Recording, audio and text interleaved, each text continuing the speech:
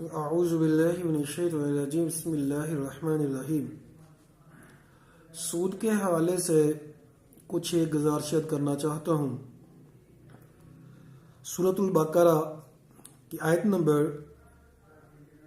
275 سے لے کے 279 تک اللہ تعالیٰ نے سود کی ڈیٹیل بیان کی ہے۔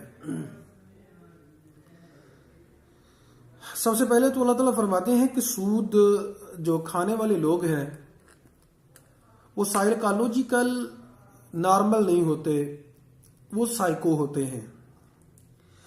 فرمایا الذین یأکلون الربا، جو لوگ سود کھاتے ہیں، لا یقومون الا کما یقوم الذی یتخبطہ الشیطان، وہ ایسے کھڑے ہوتے ہیں جیسے وہ شخص کھڑا ہوتا ہے جس کو شیطان نے چھو کے بد حواس کر دیا ہو، یعنی جس کو اپنی کچھ ہوش نہیں رہتی اور وہ فضول باتیں کرتا ہے، یعنی پاگلوں کی طرح باتیں کرتا ہے۔ وہ صحیح عقل والا شخص جس طرح بات کرتا ہے وہ اس طرح بات نہیں کرتا۔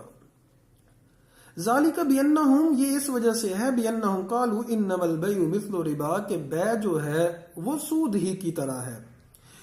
آج بھی ہماری سوسائٹی میں جو سب سے بڑی دلیل دی جاتی ہے کہ بینک کے معاملہ ٹھیک ہے، سود کے معاملہ ٹھیک ہے، کہتے ہیں دیکھو آپ لوگ بزنس میں پیسہ لگاتے ہو تو نفع آتا ہے، اسی طرح سود کے اوپر اگر آپ پیسہ دیتے ہو تو اس میں اگر نفع آتا ہے تو اس میں مذائقہ کیا ہے، اس میں حرج کیا ہے۔ تو اللہ تعالیٰ نے ایک تو ان کے بارے میں فرمایا کہ یہ لوگ یتخبطہ الشیطان، ان کو شیطان نے چھو کے پاگل بنایا ہوا ہے۔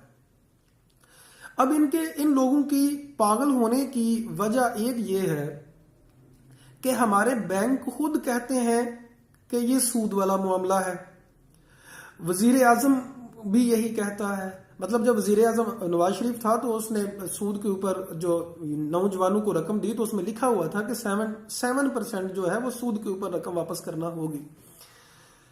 اب وہ بینکوں والے تو سود کہہ رہے ہیں، لیکن یہ شخص جو سودی رقم لے رہا ہے وہ اس کو سود ماننے کے لیے تیار نہیں ہے۔ یعنی یہ ایسے ہی ہے کہ دن ہے اور یہ شخص ماننے کے لیے تیار نہیں ہے کہ باہر دن ہے۔ تو اللہ تعالیٰ نے سود کے بارے میں فرمایا وَأَحَلَّ اللَّهُ الْبَيْعَ وَحَرَّمَ الرِّبَا، کہ اللہ تعالیٰ نے سود کو حرام کیا ہے اور بیع کو، خرید فروخت کو اللہ تعالیٰ نے حلال کیا ہے۔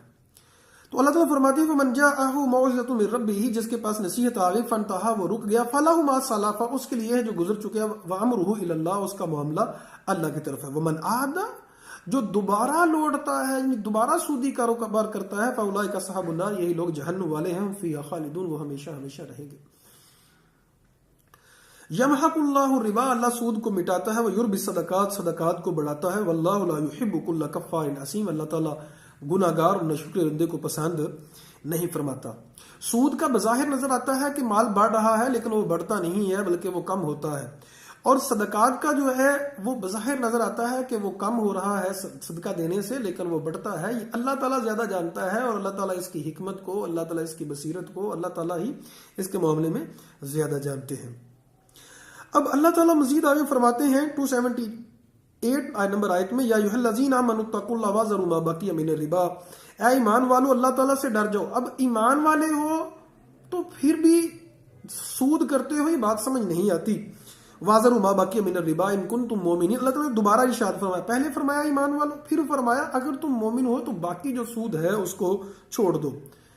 فَإِن لَمْ تَفْعَلُوا، اگر تم نے ایسا نہ کیا، فَأْذَنُوا بِحَرْبٍ مِّنَ اللَّهِ، اللہ تعالیٰ سے جنگ کے لیے تیار ہو جاؤ۔ اب جو شخص اللہ سے جنگ کے لیے آ جائے گا وہ کیا کامیاب ہو سکتا ہے؟ کیا وہ سائیکو نہیں ہے؟ اپنے آپ کو وہ کہتا ہے میں ٹھیک ہوں، لیکن وہ سائیکو ہی ہے، وہ پاگلوں کی طرح ہے، وہ پاگل پن کرتا ہے۔ اور اس سے بڑا بیوقوف انسان کون ہو سکتا ہے جو سود کو حلال کرنے کے اوپر تلا ہوا ہے۔ سود جو ہے اس کی تعریف کچھ ایسے کی جا سکتی ہے کہ سود وہ جو بہت آسانی سے، یعنی محنت کیے بغیر رقم مل جاتی ہے، ایک طریقے اس کی یہ ہے۔ دوسری یہ ہے کہ سود وہ رقم ہے جو آپ پیسے دیتے ہیں، قرض کسی کو دیا اور اس کی سے آپ پھر زیادہ نفع لیتے ہیں، مطلب 5,000 دیا ہے تو آپ 6,000 کی ڈیمانڈ کرتے ہیں، یہ بھی سود ہے۔ سود کی اور بھی بہت زیادہ قسمیں ہیں، ہمارے ہاں بینکوں کے جتنے بھی سسٹمز ہیں وہ بھی سود کے اوپر مبنی ہیں۔ اب بینکوں کا جو اسلامی بینکنگ ہے اس کے حوالے سے میں عرض کر دوں، یہ تو کنفرم ہے کہ چونکہ بینک سسٹم ہے کسی نہ کسی طرح یہ بھی سود کے معاملات میں ملوث ہیں، لیکن اگر بامری ہی مجبوری کوئی انسان ان کے ساتھ معاملہ کرنا چاہے تو اس کو چاہیے جو اسلامک بینکنگ ہے جن کا یہ دعویٰ ہے، اور کسی حد تک مفتیان کے بھی فتاوی موجود ہیں، ان کو چاہیے کہ جو اسلامک بینکنگ ہے ان کے ساتھ یہ معاملہ کر لیں دوسروں کی بھی نسبت، کیونکہ اصول یہ ہے کہ اگر ایک ہی وقت میں آپ لوگوں کو گناہ کا کام آپ سے ہو رہا ہے تو وہ کام کر لیں جو چھوٹا گناہ ہے۔ تو یہ ایک اصول ہے، جس طرح شریعت کا قانون بھی یہی ہے۔ تو چھوٹے گناہ جو ہے اس کو برداشت مجبوری کی صورت میں کر لیا جائے۔ بہرحال عزیز سامعین، آخری بات یہی ہے کہ سود جو ہے اللہ تعالیٰ سے جنگ ہے۔ کسی گناہ کے بارے میں اللہ تعالیٰ نے یہ نہیں کہا، شرک کے بارے میں نہیں کہا، کفر کے بارے میں یہ نہیں کہا، لیکن سود کا تعلق چونکہ فنانشلی معاملات سے ہے، یہ غریب کا گلا گھونٹتا ہے، یعنی انتہائی ظلم ہے، تو اللہ تعالیٰ نے فرمایا جو سود نہیں چھوڑے گا تو میرے لیے جنگ کرنے کے لیے تیار ہو جائے۔ اللہ تعالیٰ سے دعا ہے اللہ تعالیٰ ہمیں سودی معاملات کو چھوڑنے کی توفیق عطا فرمائے۔